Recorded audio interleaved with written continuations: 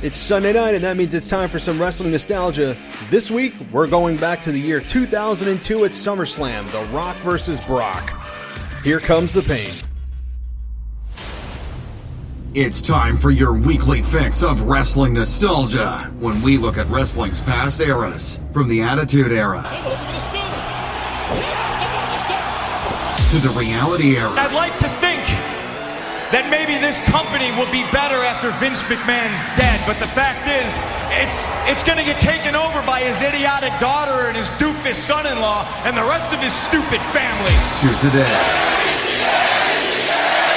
here on the WWE Podcast.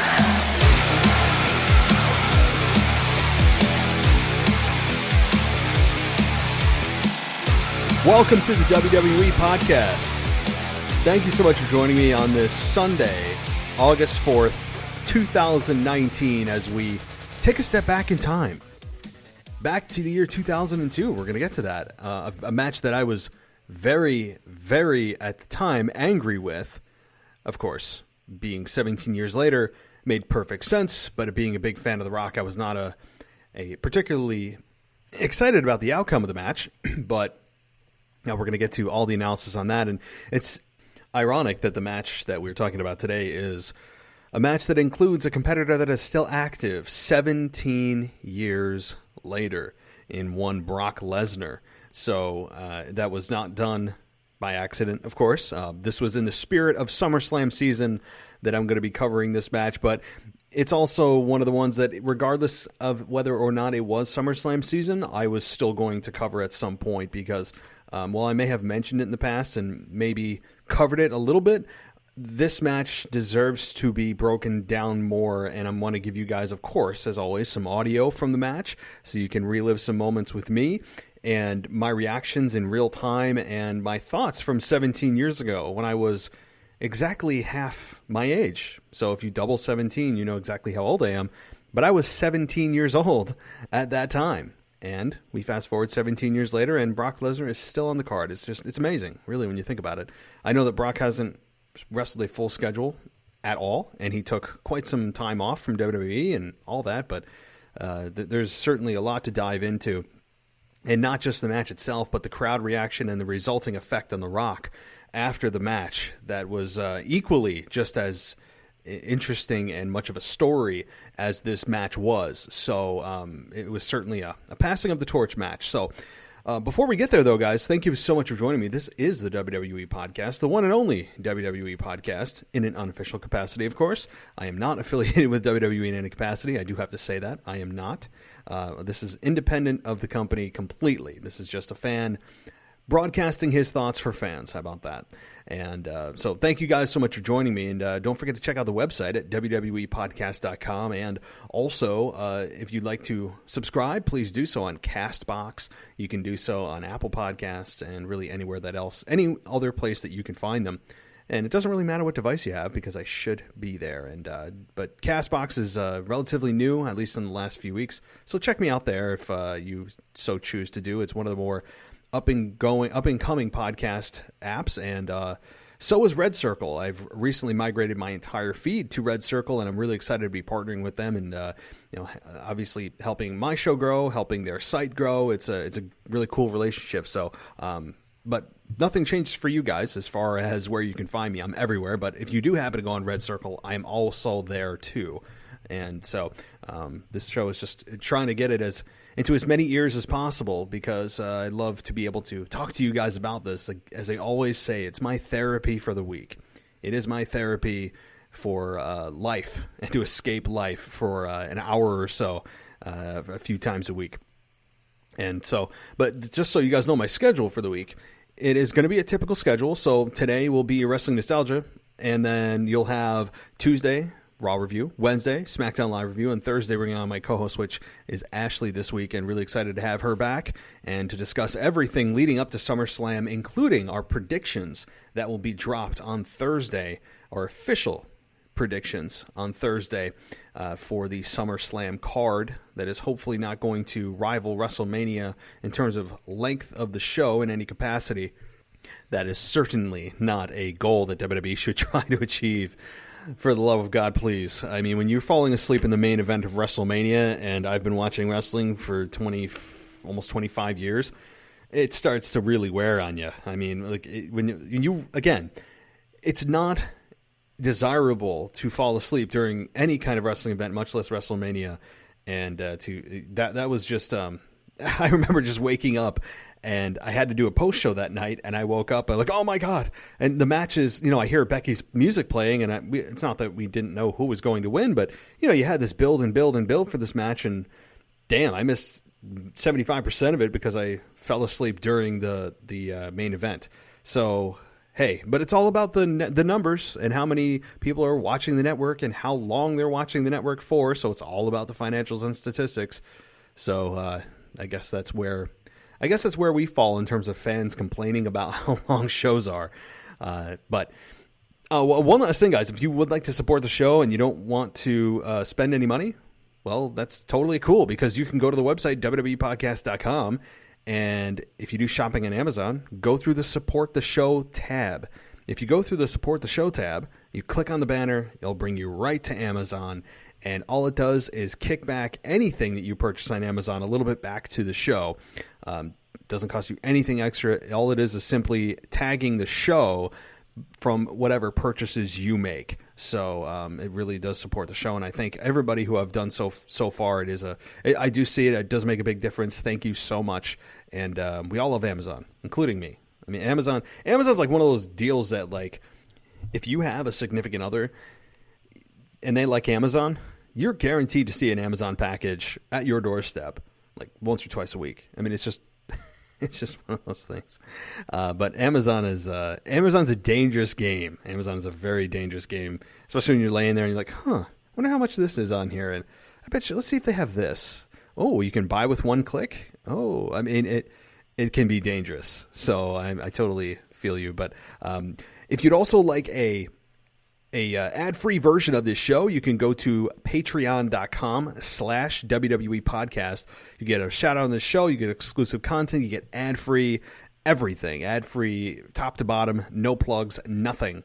Just a ad-free, smooth listening experience over at patreon.com/WWE podcast. So just two quick ways to really support the show if you do like it. And I really do appreciate everybody who have done that, and the Amazon link, everything else. So, all right, let's get right into it. Let's talk a little bit about the match here, just kind of the preliminary stuff, and kind of setting the table here.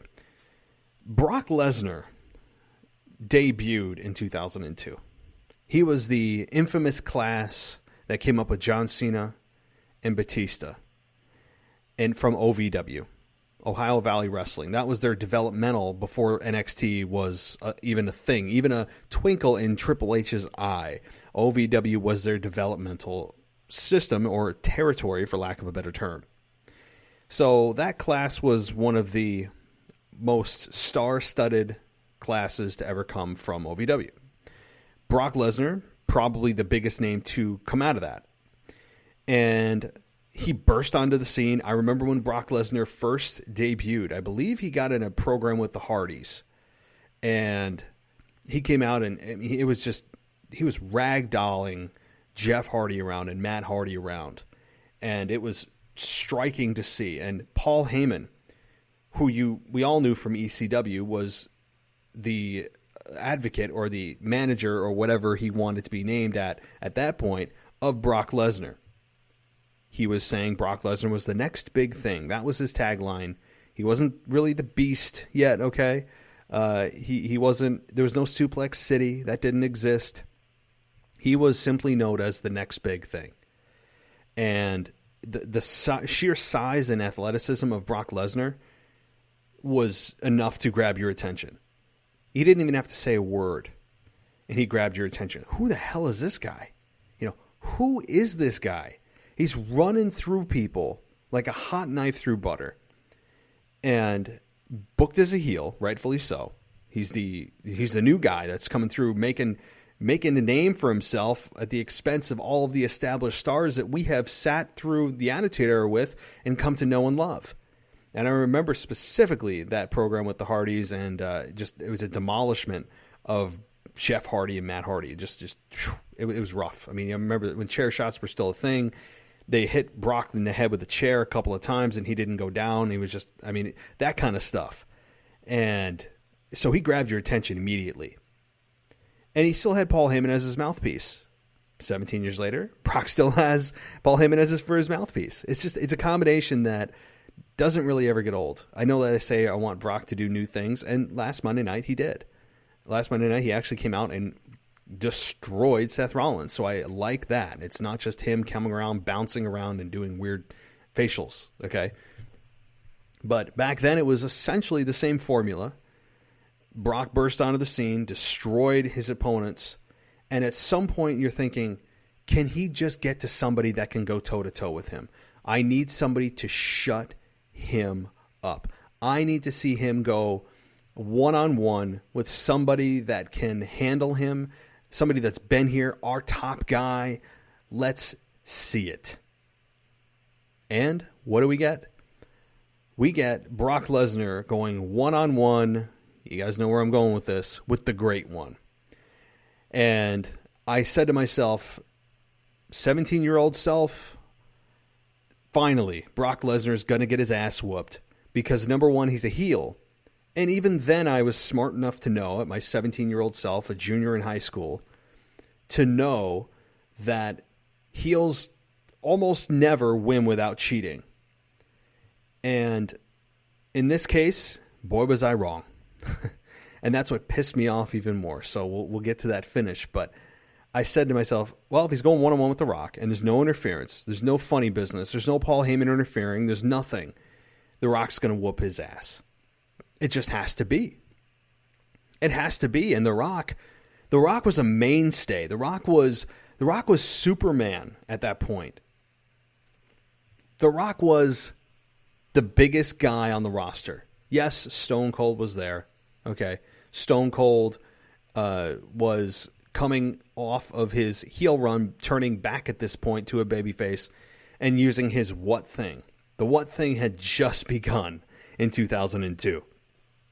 That is also a 17-year disease, as I'm sure management in WWE would describe it as, that has not had a cure yet. And so it's still well, and it's alive and well. That disease is just, maybe it's incurable. But it started in 2002 and originated with Stone Cold Steve Austin. I think we all know that.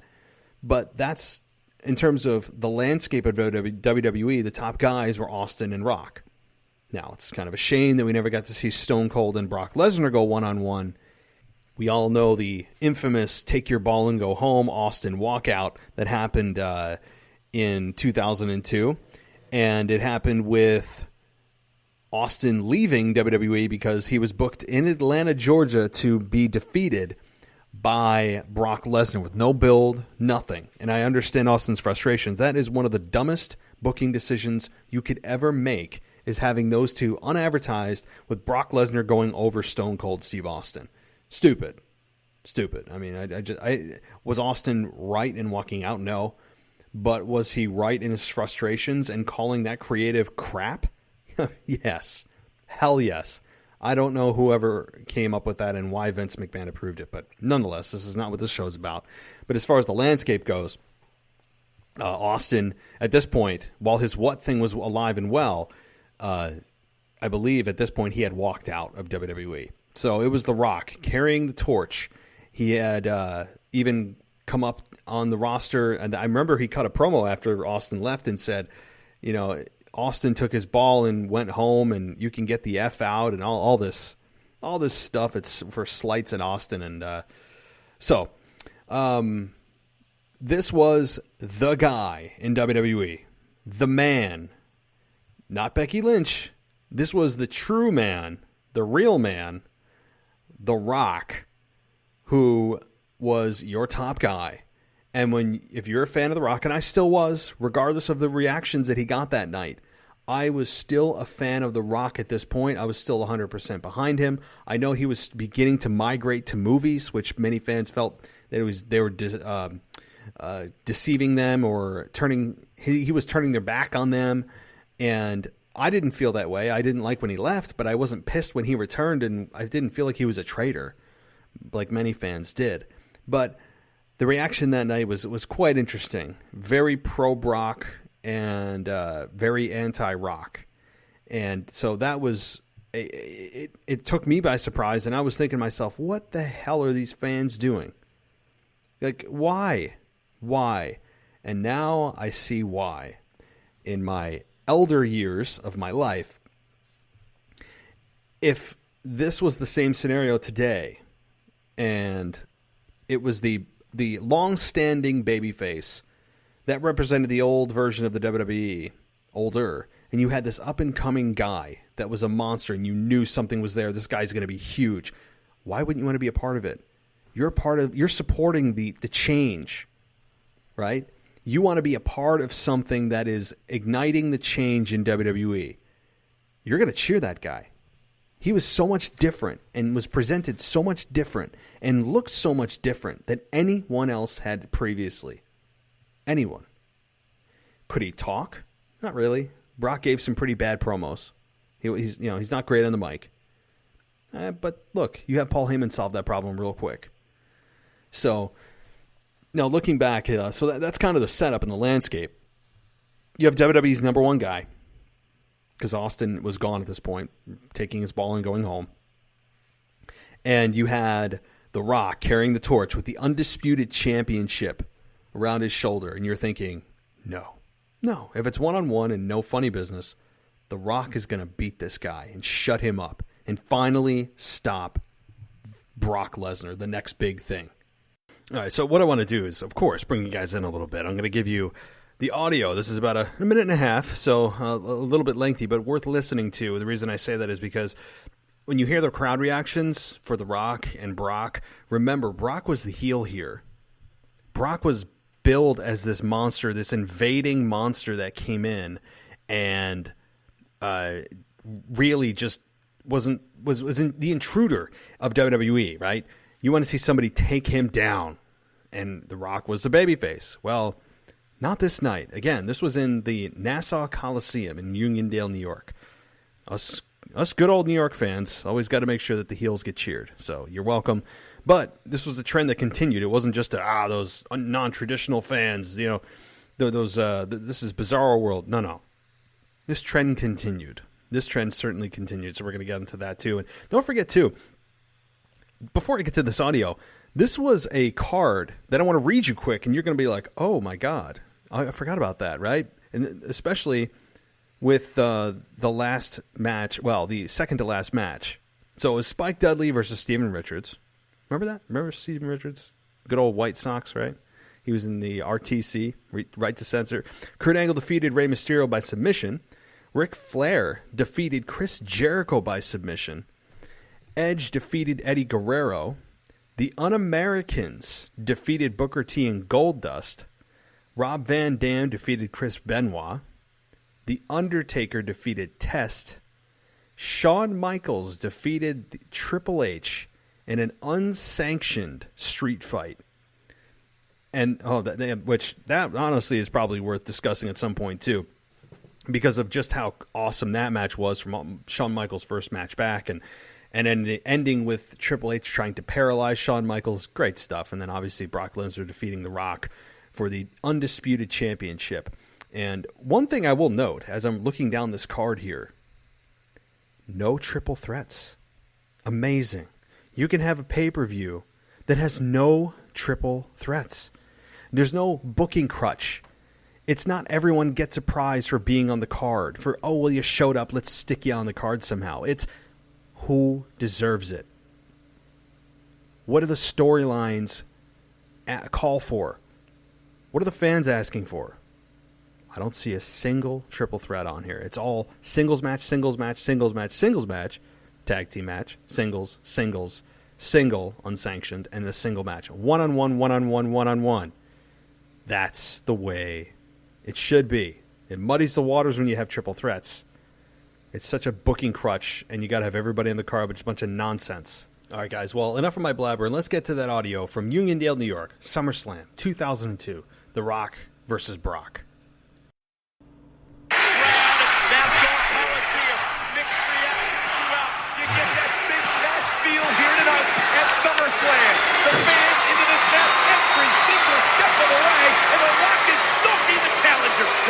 was 53 and 3 in college, but I don't think that's going to matter much right now. The Rock is poised and pumped and ready to deliver. Probably a rock bottom. Lesnar. There it is. Rock bottom. Rock bottom by the champion. Into the cover. 1, 2. He's got it. Kicked out. Lesnar kicked out of the rock bottom. I can't believe it. Give it up for the toughness of the next big thing, Brock Lesnar. Look at the Rock. And when that moment happened, I just wanted to say that I was losing my you-know-what. As my friends were cheering for Brock Lesnar, I didn't understand why. I was such a mark for the baby faces. And, especially The Rock, who I related to a lot. I mean, look, I dressed as The Rock. Listen to this one. I haven't told you guys this before. I dressed as The Rock to go to a high school dance. Oh, yeah. Oh, no. It's true. I wore like a Hawaiian shirt, and I had the sunglasses that was as close to The Rock's sunglasses as I could find. And I showed up to the dance like that. Oh, no, it wasn't a costume party. No, it wasn't. It was just me trying to show up and be cool. Yeah. I don't know why I was single the whole time I was in high school.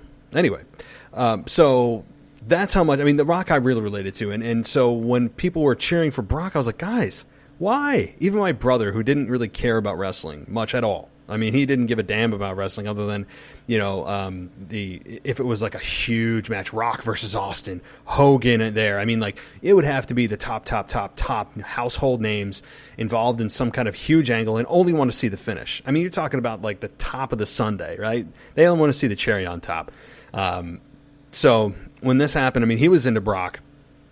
He didn't even watch wrestling, and I was pissed off. I was like, what is going on? So when Brock kicked out of that rock bottom, I am like, oh crap, because that Brock is about to get his finish in, and The Rock better kick out.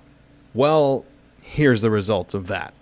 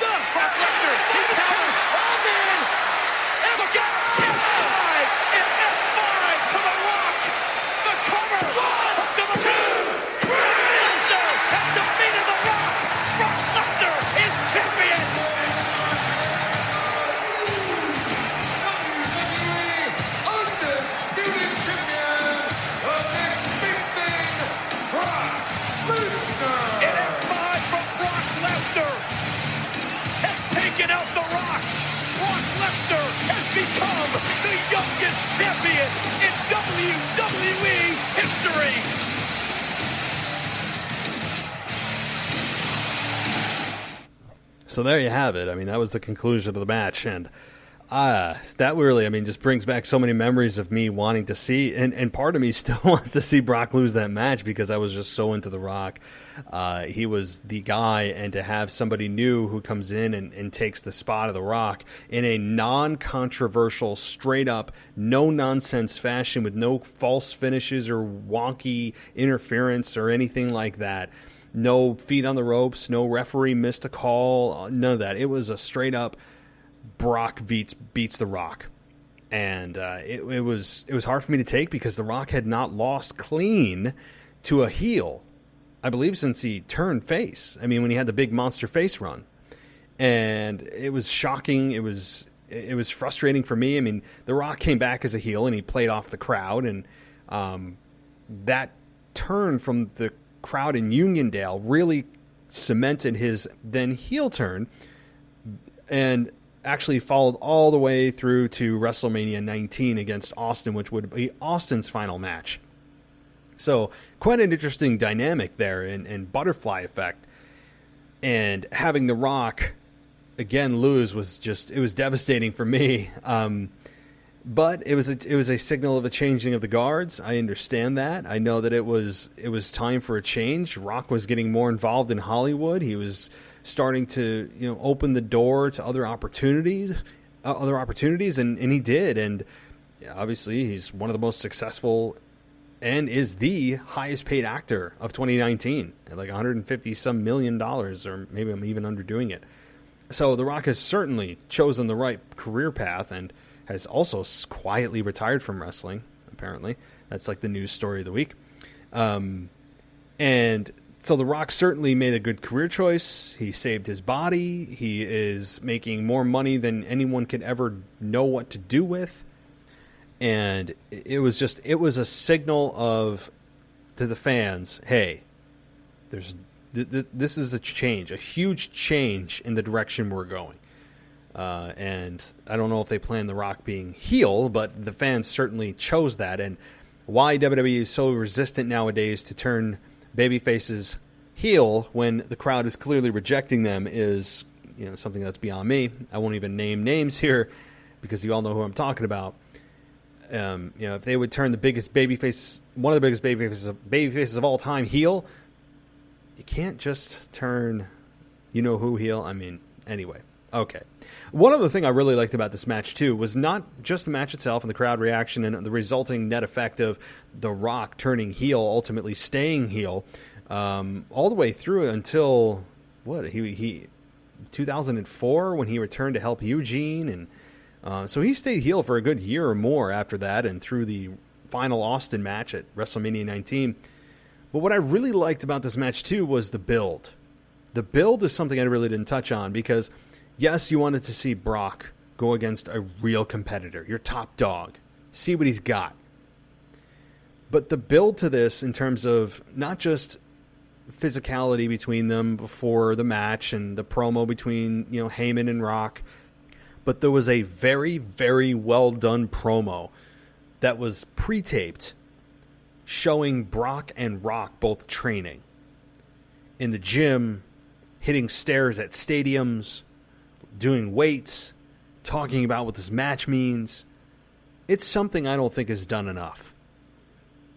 I'm not saying it has to be done for every single match, every single high-profile match. But why not show guys training? Get them in their real element, their natural element. It's like seeing a shark in the wild versus seeing it contained and controlled at SeaWorld. It's not the same. You get to see how they really act and feel.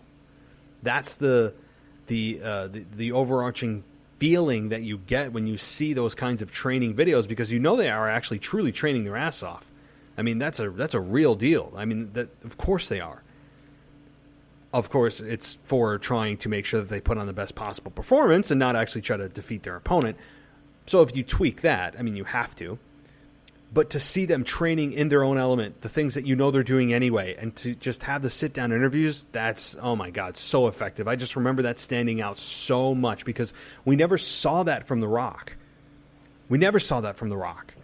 Even in his biggest feuds with Triple H and Stone Cold, Undertaker, Kane, it was always just the typical WWE style of promoting a match. And, that formula works. But it's nice to see something that felt more real, something that didn't feel controlled, contrived, and produced. And that certainly did. And if you guys haven't seen it, I really recommend you check out this match.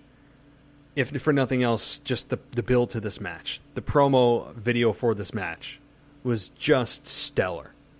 To me, that sold it more than any interaction they had live on Raw. It was beautiful. Well done.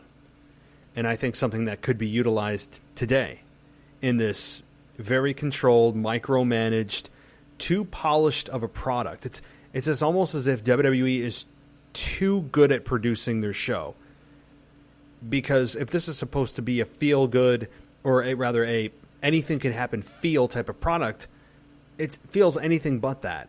Every segment is so perfectly timed and structured, and the interviews are there, and the camera angles just happen to be at the right place at the right time, and the show happens to go off the air at the right time perfectly every single day, or every single week, twice a week, just by chance, in and in a show at the same time that's supposed to just be anything can happen, yet all the matches work out perfectly. All the promos work out perfectly. The main event ends on the exact time it should. I mean, I understand as a fan, the show's going to end at X amount of time, but maybe bring back time limits in a match. Whatever happened to that? What the hell's the point of having a timekeeper at ringside? Is that even a hireable position anymore? I mean, how can it be? How can that be actually a paid position in WWE? It can't be. It can't be because there's no time being kept. If there's no time limit, every match has an unlimited time. Name a sport in which there's unlimited time to finish a game. Please.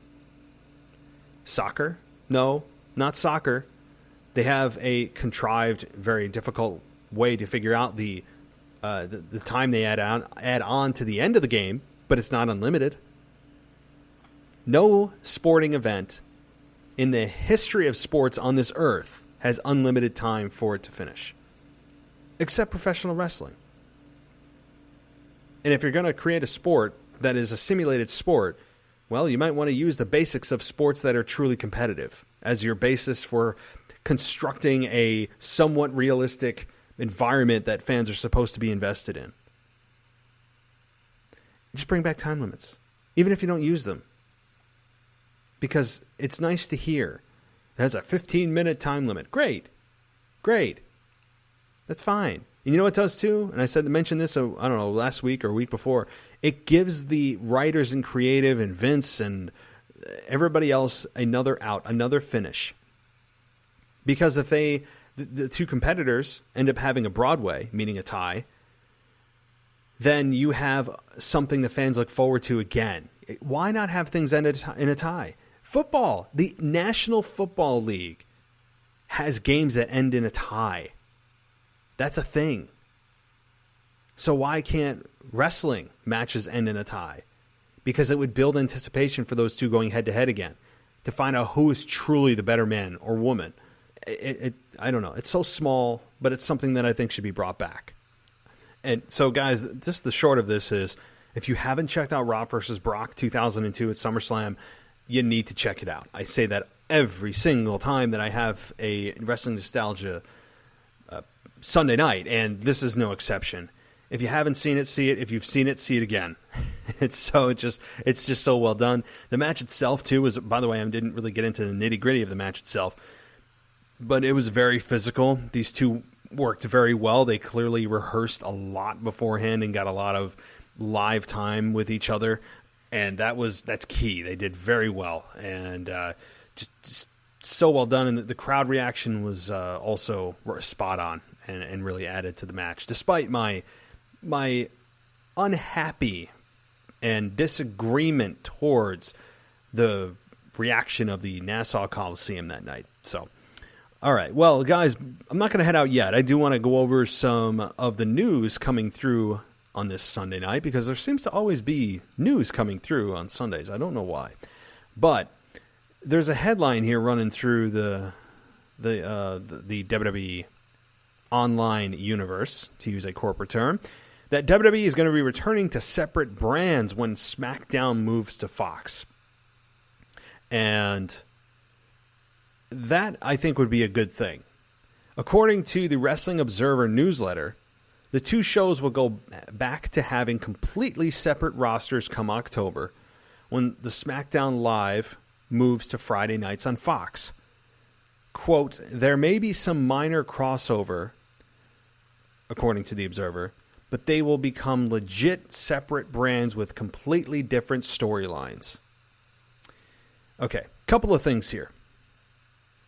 I'm glad that they're acknowledging that this wildcard rule was one of the worst ideas ever, not just because it was terrible, even if it was strictly enforced and adhered to, because it completely threw out the sanctity of what the brands meant and the fact that there really is no brand split if you're going to allow anybody to show up on any show, even if there's a quote of rule of 4. But it muddies the waters and doesn't make the two worlds special when they collide.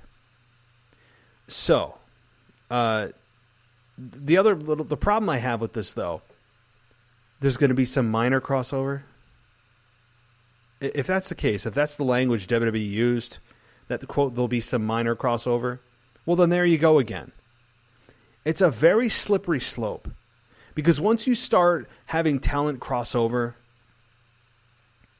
they don't feel separate anymore. It's not special. We've seen it over and over and over. And WWE not able to control themselves and help themselves. And they panic when ratings fall. And they want to, oh, well, let's just bring everyone together. That's going to help. That's going to help. But you're shooting yourselves in the foot. You're kind of cutting off your nose to spite your face. Because what you're doing is essentially saying, oh, there's not enough star power. We got to bring stars over. But we have to build stars. And how are we going to do that if the stars that we have, the small amount of them, are on both shows? How are we going to actually build new stars that can sustain the brand that they're on and not have to rely on these crossover stars to come in? It's all about building new stars. Always is, always will be. Always. And if they don't give the new talent time to shine and time to build their characters and create themselves in front of the audience and build that connection eventually to stardom, and you're just kind of going with the hot shot, bring people over, the ratings are tanking, you're going to do long-term damage. More long-term damage than you would if you just let things go and say, you know what, the ratings are low, but we'll bring them back with our storylines. It's going to take some time. There's a little bit of growing pain that we have to go through, but in the long run, this company and this brand will survive and thrive because we are taking the time to do things right and not hot-shotting and bringing talent over because we're freaking out over the ratings. So I think that is a very slippery slope. If someone said that to me, I'd be like, well, then why even do this? Why are we even doing this if there's, quote, a little bit of crossover? No. It's either you have no brand split or you have brand split. You can't be half pregnant. You either are or you aren't. It's the end of the story. I mean, there's nothing else to talk about and discuss. I'm not understanding WWE's philosophy of, yeah, well, we'll go back to a true brand split, but there might be some little bit of crossover. Well, no. That's not a true brand split. I don't know why I can't say that phrase. There's no true brand split if you're going to have any kind of crossover whatsoever. Am I right? I mean, maybe they're just trying to go, oh, well, October will be when we, especially the first show on Fox is going to be probably a huge crossover, and them saying this is the last crossover show. I'm sure of it. They want as much star power on that Fox first show as possible, and I understand why. Maybe they'll do a reunion show on the first show. Who knows? But after that, they have to focus on the stars of tomorrow. And hey, maybe if they actually adhere to the brand split, that November, when they have their Survivor Series marketing campaign and their slogan, because I got to have a cute little name for everything, and the stars always have to import it into their promo some stupid way, it's the one night a year that SmackDown and Raw goes head to head. I am just daring them to say that this year. I am begging and daring them to. Because it's not even pay-per-views anymore that SmackDown and Raw are going head to head. It's every week. So I am just pleading with them to say that. I just don't see how anyone in WWE marketing is that dumb to use that slogan this year. But I'm waiting for it. Please. If WWE does that, I'm not going to be too kind to them on this show. That would be, unless they're just trolling the fans. If it's a complete just trolling of fans, then number one, why are you wasting your time doing that? And number two, you look stupid. Okay, you just look plain dumb. But all right, well, we'll cross that bridge when we get to it. I just wanted to bring that little piece of news to you guys if you haven't already read that. Some other news that I'd like to get to that's, of course, coming through this all-important newswire, this anonymous newswire, is that Brock Lesnar is confirmed for the go-home episode of Raw tomorrow night. And I think that is not unexpected. That's kind of been Brock's schedule since he came back, is I'll be here when he gets close to the pay-per-view, I'll be here the Monday after, and then everything in between, you're not going to hear from me. Paul Heyman's going to fill in for me the other 3 weeks. I'll be there for the pay-per-view, the Monday before, the Monday after, and then I'm going to go home and sit on my ranch, in my farm, and, I don't know, throw bales of hay around, or whatever I do. That's been the Brock Lesnar schedule. And you know what, though? Good for him to get paid that much money to basically, I don't want to say do nothing, but for that amount of money he's being paid, it's essentially doing nothing. But he'll be there, and that's good. It's interesting to see, and very interesting, at least from what I'm thinking, is how is Seth, at least physically, going to be selling this injury? That's the key here. What is the official diagnosis from the WWE medical staff? Is Seth going to physically show up? I think he will. How is Seth going to react after spitting up blood last week, after one of the most talked about and best segments of Raw last week? What does Seth do? Does WWE announcers start to tell the narrative of, hey, Seth's injured. He's got broken ribs or one fractured rib, bruised ribs. I don't know. It's going to be it's going to be something with ribs. Has to be. And do they start to play it up that it's going to put his title in jeopardy, or his chances of winning the title back in jeopardy? Or is it the narrative that they're going to build to have fans rally behind him to try to overcome not just the ribs, but also Brock Lesnar? And also, at SummerSlam, can WWE please not use the low blow on Brock Lesnar? Can Seth Rollins find a way to actually have a true match with Brock Lesnar? Yes, Brock will be attacking the ribs, and we're going to see Seth writhing in pain for 90% of the match on Sunday. I mean, it's a fact. Brock is going to go after the ribs and after the ribs and after the ribs, as he should. He's a heel. He should. It's going to piss off the audience. So it's going to be a lot of Seth selling for Brock on Sunday. But I want to know how Seth eventually gets that advantage. Is it the old Braun Strowman way of getting the advantage, where unless he inflicts pain upon himself, you can't get an advantage? Where, for example, when Braun Strowman would, he would be in a match with somebody, completely dominate them 90% of the way, and the only way that his opponent would get an advantage would be if his opponent moved out of the way, and he ended up slamming his own body into the ring post. I mean, is it going to be one of those where Brock has to beat himself before Seth can get an advantage? I don't know. I'm very interested to see how Seth is narrated on Raw, how he sells his injury. I'm sure he's taped up, as he should be. If he's not, this show is going to be a rant fest with a show marked explicit. Let me just say that right now. I don't think that they'll miss that mark, but I've thought differently before. And how is this match laid out on Sunday? How does Seth gain that advantage on Brock? How does that happen? And ultimately, who wins? This match is intriguing on so many different levels. That beatdown on Monday last week changed everything. It changed absolutely everything. And that's a good thing. I'm praising WWE. I'm praising Brock. I'm praising Seth Rollins for making all of us care about a match that, up until last Monday, we're lukewarm at best about. So that's a credit to everybody involved there. The execution, the camera, everything. It was very well done. WWE 2K20, by the way, guys, is also going to be getting its first information. There's a trailer that's out. But we're going to be getting our first information, I think, tomorrow. Is it tomorrow? So those of you that are video game fanatics like I used to be, I mean, let me just say, I used to bring in my PlayStation 2. I know you guys are hearing a lot about my personal life, so if you're bored by it, I apologize, but it's just bringing back all these memories on Nostalgia Night. I guess it's appropriate, though, right? It's Wrestling Nostalgia Night. I remember bringing in my PlayStation 2 to every single day of senior year. I'm not kidding when I say that.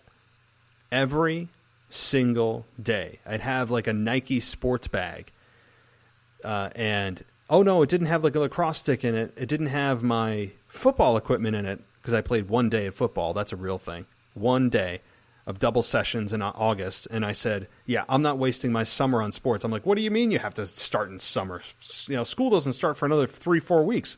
The hell with this. And I actually went ironically on picture day, and they wouldn't take my picture. And then I quit. That was my football career for my high school. One day of double sessions. And then I said, F this. I got the F out, as WWE did in 2002. So, anyway, it's like a ongoing joke among my friends who actually did football and were relatively successful. I just said, hell with this. I'm not giving up my summer. I love my free time. I loved my free time in high school. I did not want to deal with, what do you mean after school? Everything should just take place during school. I got my life after this, like my real life. Hell, it's like going to work as an adult in your real adult job and then having people go, oh, we should do something after work. And you're like, yeah, no. After I leave, you do not exist, right? Like this place is, I'm only going here because I have to, and it supports my real life outside of this place, right? So it's kind of like that in high school. And so how the hell did I get on this? But video games in high school, like my life, and I had friends that, even if I weren't wrestling fans, loved the video games of wrestling, especially No Mercy. My God, No Mercy was the king of our video game playing in the senior lounge. And I'd bring in the PlayStation 2 or N64 almost every single day, hook it up to this really crappy TV with the, audio video cables, and we played No Mercy, or we played WrestleMania 2000, and then eventually migrated into WWF, Shut Your Mouth for PlayStation 2, and then we just missed Here Comes the Pain, which was also rated one of the best wrestling video games of all time. And of course, James Bond 007 on N64, which is rated one of the best video games of all time. So it was, quite a busy senior year for me. I had a lot to do. So there's a little bit of an insight into my very successful senior year when I was 17, 18 years old, and played into the exact time frame that Brock Lesnar was champion. How's that for syncing things up tonight, right? Boy, I just had a little bit of a back-in-time machine in my head tonight. I apologize for those of you that are just, I don't want to hear about your personal life. I just want to hear about wrestling. Well, wrestling was my personal life. Wrestling was my personal life. And I will just tell you as a side note, I mean, growing up in high school, as a wrestling fan, I grew up in the Attitude Era. In 98, 99, in 2000, when WWF was at its peak of the Attitude Era, I was 7th, 8th, and 9th, meaning just going into high school. So being a wrestling fan at that time was somewhat cool, although you still had some people go, that stupid fake stuff, and make fun of you or whatever. Oh, it's just stupid or whatever. But it actually was cool back then because it was an edgy product. It wasn't a soft little PG family-friendly product anymore. So it was almost rebellious to watch it at times. And I remember I had friends that their parents wouldn't let them watch it. And I had to, cover up the shirts I was wearing. And there was a Show Me Your Puppy shirt that was from Jerry the King Lawler that I remember getting that. And my mom and dad are like, what do you mean show me your puppies? What's that? I'm like, oh, dogs, So they think it was actual dogs. And I had a D-Generation X t-shirt that said just the classic one that had two words and S asterisk CK it. And actually just bought that shirt from WWE.com. So I'm 34 years old and I can finally say, haha, mom, I can wear my own wrestling clothing. But it's kind of like what's old is cool again. So the retro shirts are still cool because it brings people back to a time when they remember when it was cool. Funny how things come full circle. So I have a classic Austin 316 shirt, a classic Generation X shirt, Hulkamania, those old ones that are just still kind of in because they're so retro. But growing up as a wrestling fan, it can be challenging, especially for those people that are just think wrestling is just the worst thing that's been ever created by human beings in the history of mankind. I mean, there are people like that who make fun of you. It's especially in high school, people can be ultra cruel. But when you find your niche group that also likes the same things you do, you don't give a damn. It's like F you, basically, right?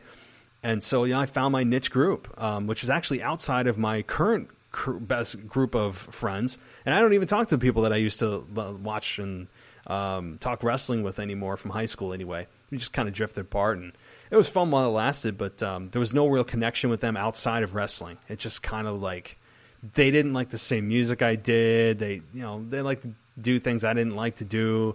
I was actually pretty straight-laced in high school. I mean, while people were talking about oh my God, drinking and doing this and that with girls, and I was actually pretty conservative, to be honest with you.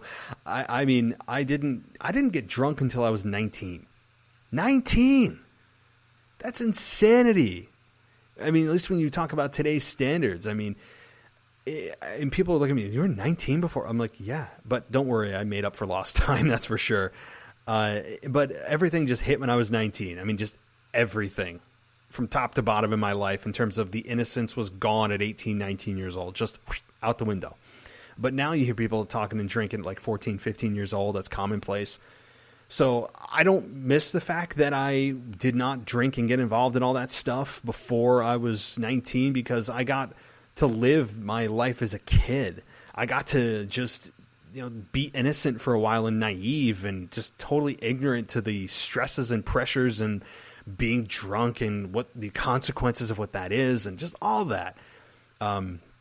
So while I got a late start, I also was able to extend my childhood to some extent, and wrestling helped me do that. Wrestling helped me cope with a lot of stuff, and it was just mindless entertainment, and it helped me find my identity. I mean, here's something. In my high school pep rally, I dressed up as Winnie the Pooh and had a very brief wrestling match with my brother and a couple of friends. Then it ended up in a couple of stunners. I think a rock bottom was in there. The crowd, I mean, they loved it. And people just said, hey, this guy doesn't give a damn. And you can't give a damn if you're a wrestling fan and take things personally, especially when you're younger. It's not easy to do. You just kind of not give an F. I mean, that's the bottom line. So those of you that are wrestling fans out there, I know I'm on a completely random personal tangent about a very brief look into my high school and somewhat personal life. But those of you that are wrestling fans, especially when you remember back when you were younger and are somewhat around my age, understand what I'm talking about. That if people aren't wrestling fans, they automatically default to the old, oh, that's so fake, you like that stupid stuff. It's such a lazy argument. It's lazy analysis, it's ignorant analysis, because they haven't ever watched the product in their day. They just have seen pictures or watched the little video. They have no clue, right?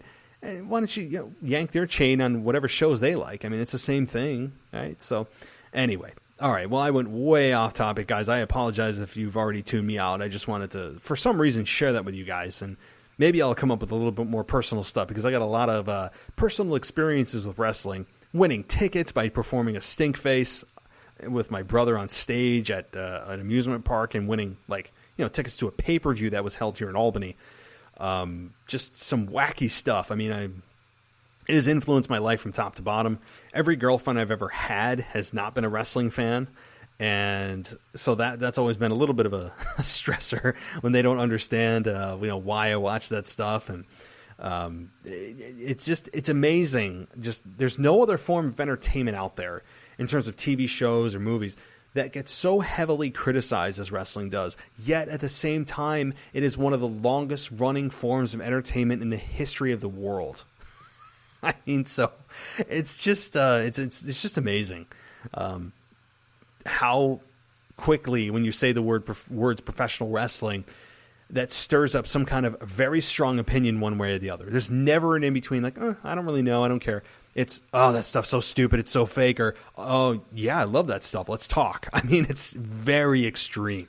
So, all right, well, guys, I just want to thank you for listening and trudging through my personal little live story there in my tangent. I hope you guys enjoyed it, or maybe you didn't, and I apologize for that, but I felt like I was compelled to share.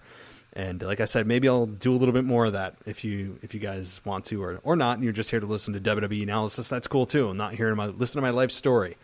But all right, well, guys, I want to thank you for listening again. Check out the website, WWEpodcast.com, and if you want to support the show, well, here's something real simple. Go to Support the Show tab on the website. I created it last week, and if you do shopping on Amazon, go through the Amazon link. It doesn't cost you anything extra whatsoever. It just kicks back a little bit of whatever you purchase to the show. That's it.